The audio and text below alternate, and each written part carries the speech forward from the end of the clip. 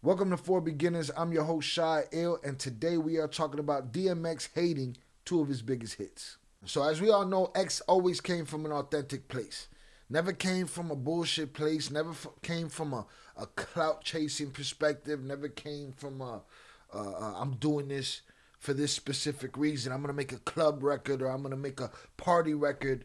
He just wanted to make records. He wanted to be himself. He wanted to be X. He wanted to put Dark Man X down on record. For somebody that authentic as we knew he was, it's not very easy to convince him to do anything. Not very easy to overproduce him or produce him at all. But for a lot of artists, what we need, the missing piece, the missing link, is production. And I don't mean production just in the sense of somebody making beats. I mean production as somebody helping you make decisions and helping you pick things and helping you, put things in position, curating your project. For some of us, being that kind of MC, the kind of MC that doesn't compromise, is important, even though compromise helps get to where you need to get to. If you recall X's first album, It's Dark and Hell is Hot, that was mostly produced by PK and Dame Grease, right? With one track from Swizz Beatz, which happened to be Ruff Ryders Anthem, one of the biggest DMX songs ever. A song that was extremely different. Wasn't the same, wasn't part of the lexicon that we had known already. It was a different kind of flow, it was a different delivery. It borrowed from rock, it borrowed from stage performances, call and response, right? When I say hey, you say ho type shit. We know that he's not easy to impress. Example given? No, I don't like anything about Drake. Mom, I don't like his voice. I don't like what he talks about. I don't. See, I be trying to tell these face. I don't like the way he walks, like nothing. I don't like his haircut. And that's why DMX is necessary. Like Rick Ross is dope lyrically. Rick Ross is more like Biggie. Rick Ross looks more like Biggie. Rick Ross got lyrics though. Well, I guess. I saw DMX. You gotta love DMX. Now for you. I'm just not impressed, man. Real talk. I'm just not impressed. And let me tell you something, man. For those of y'all that don't think so, there's a whole lot of y'all that's easily impressed. The world as a whole is almost easily impressed right now. Who impresses DMX right now? Anybody? Me. I'm surprised you don't like Ross lyrically, man. Ross be spitting. He's alright, man. He just talk about eating and girlfriend too much. How much can it eat? How much weed can you smoke? Huh? Like, all right, let's talk about something else. I know you got a Maybach, you got the Aston Martin. Okay, good for you. Damn, man. Come on, I see a whole nother side of the coin, son. This is why the game has gotten so whack. You got legendary hip hop figures who just get these guys passes. Yeah. Who don't say anything. Who don't say it's okay. No dudes, nothing. He co-signed that, yeah. It's okay to say, yo, this dude is whack. I think he's whack. It's okay to say that. That's too much politics. It's too much politics. You don't gotta act like you like something for what? Gulping and burping. For those that don't know what that means, sucking. So as you can see, he's very hard to convince. I wish more people had that type of attitude.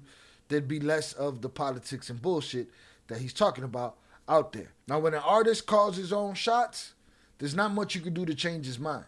So being that it's hard to convince somebody, you got to try different avenues to get him to do what you need him to do, which was the case with Ruff Ryders Anthem. Ruff Ryders Anthem was a song that X didn't want to do. To him, it felt like rock and roll. It felt that way to us, too, when it dropped because it was different. It wasn't along the same lines as the hip-hop that we were listening to. We didn't have very much call and response like that. Very simple. When you're trying to convince somebody like X, you got to use avenues that he understands and that he knows. Every now and then, you got to make a bet. I want to step to Ruff Ryders Anthem because what a lot of people may not know, and if you do your Googles, you may see it. It was a song that X didn't necessarily like. He didn't like it at all. So my question to you, at the time, 17, 18 years old, was this like the first album? Like you kind of like your fingerprints was all over this? No, his fingerprints were not all over this. Again, he was 16, 17 years old. For those that don't know that story, D, Y, and Siobhan, which is Swizz's mom, and his uncles, created Ruff Ryders Records. They wanted to blow up their nephew, aside from having a functioning record label. Along with Swizz Beatz, for X's first album, you had Dame Grease and PK, who did the bulk of that album. All right, salutes to my brother Dame Grease. A couple Irv Gotti joints maybe, and Ruff Ryders Anthem from Swizz Beatz. So at this time, a lot of people credit Swizz Beatz for that Ruff Ryders sound. To me, that comes from, Grease and PK. But He got his opportunity on that album, and he shined. That was my fingerprints wasn't all over the first album. That was more the second. Yeah, that was PK and Dane Grease. Okay, it was mainly on that album. I only had Ruff Ryders Anthem on that first album. They didn't save me no space on it, but it was cool. I was in Atlanta. You know what I'm saying? So nobody gonna save you shit, especially when you the owner of the label's nephew and son, and you 16 years old and you're in school. Who's gonna save you a space? That's their position to hold you a spot or you to get the job done or whatever. It was a platinum album, and Grease and PK did their thing. I was in Atlanta in school, and then they got the project to where it was at, and then I came in last minute with Stop Drop. X lost a bet.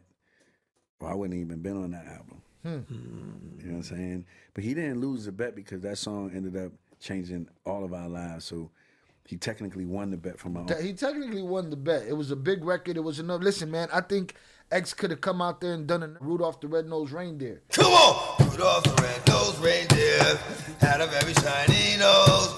And if you ever saw him, you would even say it close. Come on, come on! And he would have popped at the time. It was a big record for him. It was an anthem. It was something people could say and spit. And I've seen him do it in front of giant crowds. You've seen him do it in front of giant crowds. He technically won the bet from my Uncle D. And, you know, that just changed all of our lives. So it was just enough to do what it needed to do. You know, like that song commercially went bigger than everything at the time. And then we came immediately with our sound next after that. And Dame, Grease, and PK was a part of that as well. And he didn't want to do the song. You know, he lost a bet to my Uncle D in the card game. And then D was like, you know, what? You lose the bet, do the song. So if you listen to the song, he's kind of irritated on the song, right? But he didn't lose the bet because it became Ruff Ryders Anthem. So again, the reasons that he had for not wanting to do the song were just regular DMX, you know, I am who I am reasons. And to him, it felt like a rock song, and it felt slow, and it felt easy. He thought that it was it could be a mistake. Evidently, D. Dean, which is Swizz's uncle, he believed in it. He wanted to see him do it. So he made sure he made that bet. And the way that Ruff Ryders Anthem came up was because I was going to all the pet rallies and all these games where they was doing all these chants and stuff.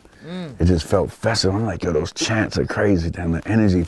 I mean, that's what inspiration can do with a producer and an MC. You could just be at a football game and something inspire you to the next level of your life, because as much as X didn't want to do that record, big record for his career. It was crazy. So when I came back to New York with that sound, like nobody was really riding with it. DMX didn't like it at all. X thought it was like some rock and roll shit. He was like, "Oh, you got me doing some rock and roll white boy shit?" I was like, "Nah, I just feel it's crazy, and I feel like New York could use something different." So with all that said, let's hear it from the dog's mouth. And that was one of the fastest songs I wrote. I wrote it in about 15 minutes, and I actually didn't want to write it. I didn't want to do that song. The beat was simple and repetitive, you know what I mean? And the flow I came up with was just like so many other songs with so much substance. I was like, the song is like fucking ABCs, like elementary. Niggas wanna die, niggas wanna die, niggas wanna like. So as far as Dog was concerned, it wasn't a challenge for him. He didn't feel like it meshed with the rest of the album. He felt like it lacked substance on an album that was so deep with substance. And it took him losing a bet to, you know, get it done. I'm glad I did do it. Fucking right, he was glad he did it. I listened. So was like, yo, just do it. He listened. That's some bottom line shit right there. You know, he listened. He allowed himself to be produced. And produced he was. Salutes to Swizz. Could have fucked that up, but didn't. You know, young dude. And it got to a point where, you know, X trusted him. I listened. So was like, yo, just do it. You know, just do this. And it worked out. You want it? Yeah, whatever. I would never revisit it because, I mean, we did a remix to it, but like, I wouldn't do another version of it because it is its own thing. You know what I'm saying? It was extremely authentic. It was an authentic joint. Swizz had his finger on the pulse of something. Again, he could have ruined that, but he nailed it. You know, we fuck with the hood anyway, you know what I'm saying? So he was like, yo, we gotta get the Pikes in there and do this. And I'm like, all right, you know, let's do it. That was my second video. You know, the first video, Get At Me Dog in the Tunnel, crazy. You know You know what I mean? I was like, yo, we gotta take it to the streets. I'm like, all right, let's do it. So there you have it, straight from the dog's mouth. He's glad he did it. He could have not done it, but the vet pushed him into the situation, and he said, all right, let's do it. And it worked out to their benefit. Great follow-up single to Get At Me, Dog. Now let's move on to Party Up. So for those that don't know, X had 2 platinum albums in 1 year. First artist to ever do that. First artist to ever have both his first albums go platinum. And then he followed up with And Then There Was X. And that was another big one. And on that record, if there was a record that I was like, at the beginning, it was Party Up. Mainly for the beat and the hook. Maybe not even the beat. Maybe the hook was the big deal for me. But I guess X felt the same way. He wasn't digging it. But the lyrics, the bars on that song were diabolical, aggressive. They were angry. And a lot of people didn't realize they were diss bars. It was a diss record. I will say this. Party Up has to be the most published DMX song in history. I'm talking commercials, TV spots, movie spots, sports events. There's nowhere you could step that you're not going to hear Party Up. And not just now or not just for the last 20 years. There's nowhere you're going to step and you're not going to hear Party Up. It's just what it is. Make me lose my mind, up and here, up and here. Make me lose my mind, up and here, up and here. There's something that Swizz knew that nobody else knew, I'm telling you. Party Up, of course. Party Up is the biggest record I produce in hip hop. Okay, I can see that. I can see that. I play that in clubs. It's still anywhere in the world. Man. You hear that? Party Up is the biggest record I've produced in hip hop. Every movie, TV show, commercial, whatever it is, you're going to hear Party Up. The lyrics on that are crazy. Language barrier, you name it. When Party Up come on, I never seen it fail ever. Now, when you first played that beat for X, did he know? Or when you first made the beat, did you know, like, oh, this is the one. This is out of here. Yeah. I knew what I was going for with that. Yeah. But X felt like at that time the beat was like too party and happy.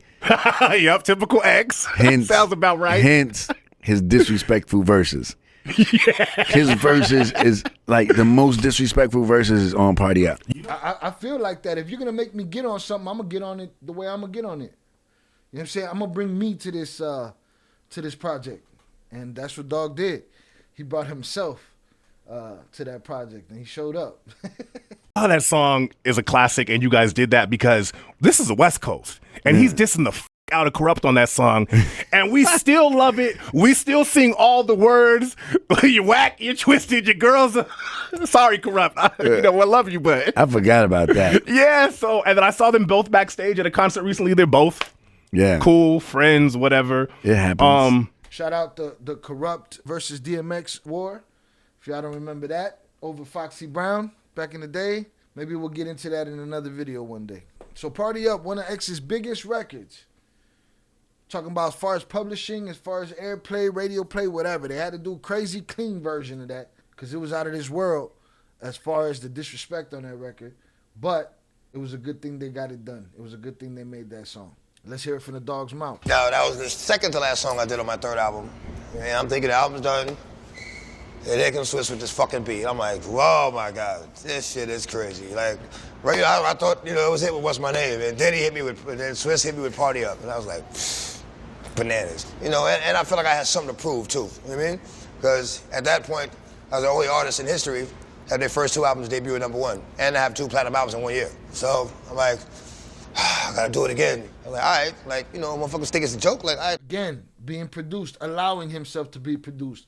Allowing himself to understand the pressures of a sophomore album as big of an artist as he was, and allowing himself to be in the position to be produced by somebody like Swizz, right? Who says, listen, you might not like this, it might not be up your alley as far as you think, but go on, give it a shot. Let's see what we do. As you can see, sometimes those work out. Listen, MCs know it, producers know it. Sometimes it's the song you took the least serious. Sometimes it's the song that you thought was a joke, and that's going to be the one that's going to change your life. Motherfuckers think it's a joke. Like, I'm going to show you something. It took me 13 years to get a fucking record deal. You go get more than a couple albums out of me. Well, for one, I didn't make it for the club. The beat is for the club. There it is. I didn't make it for the club. The beat is for the club. I showed up and did me. I just spit some real shit to it. Like, all right, you give me a beat that people can dance to, I'll spit some shit that motherfucker can beat somebody up to. It's a good competition. You kind of want the best on your music if you're gonna do music. You know what I mean? Like, all right, I can get X on this. They know I'm gonna do it justice. I'm gonna give it a long, long life. It's called Party Up, but it's very disrespectful. It's very disrespectful. It's like hearing that song all week. It feels good. It's good. And again, it confirms another thing I've dared to believe, that, you know what I'm saying? Like, you know, my music is not just for the moment. It's forever. Forever X.